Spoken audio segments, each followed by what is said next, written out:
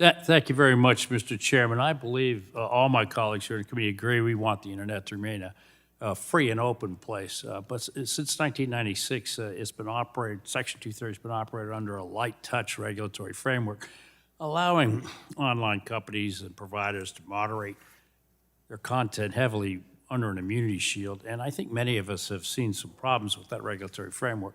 The American public gets very little insight into the decision-making process when content is moderated, and they have little recourse when they're censored or restricted.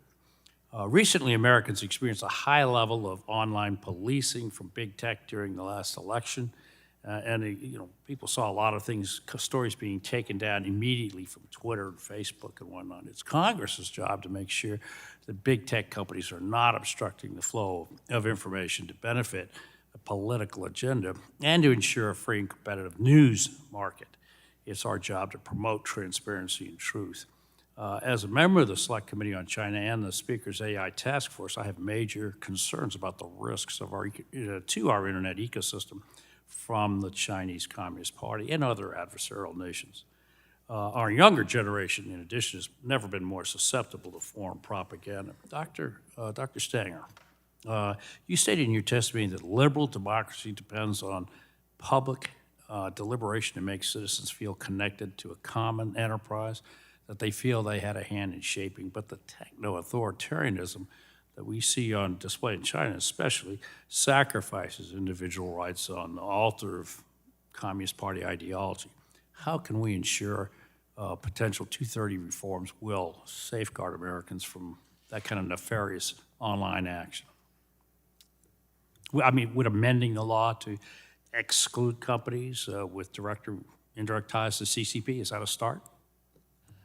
I think if you were to repeal Section 230C1 and hold companies liable, you could get at a lot of these problems quite directly. One point I think that's really important to read into the record that might be a surprise to some of you is that there are two versions of TikTok. There's the version for the United States and there's the version for China. And the version for China optimizes for things like well-being, test scores, it limits the number of hours on the platform. We all know that the American version is something else entirely. If you spend any time at it, it is super addictive, and it's definitely not raising test scores or optimizing for well-being. I think that speaks volumes about the differences in values between China and the United States in this issue area. I loved your comment on national security as well. That was very good. Dr. Franks, I was recently at a conference with major players in the generative AI space we're talking to us. And by the way, your testimony was very helpful, I thought, in explaining the 230 and the way that was working. So some of these speakers are very hesitant to discuss what data their algorithms, their large language models are actually trained on. But they were very clear that they didn't want to be held liable for the output of those same algorithms. Do you think clarifying Section 230, so a generalized, so we get more to the AI outputs, can we incentivize those platforms to invest in higher quality training or data? That was to Dr. Franks.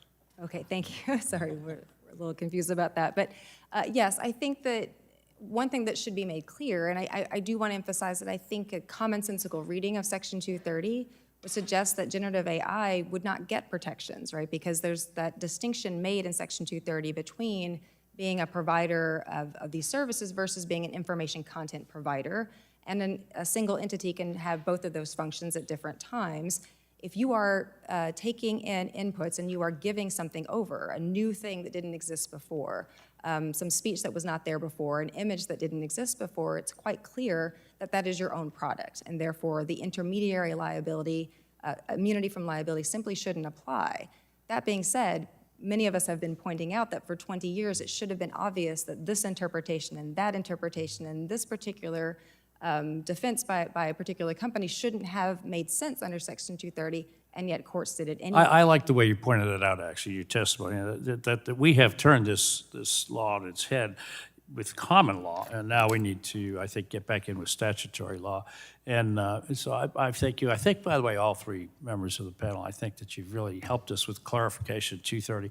And I do see our responsibility to follow some of these guidelines. Thank you very much, Mr. Chairman. I yield back. Thank you. The gentleman's time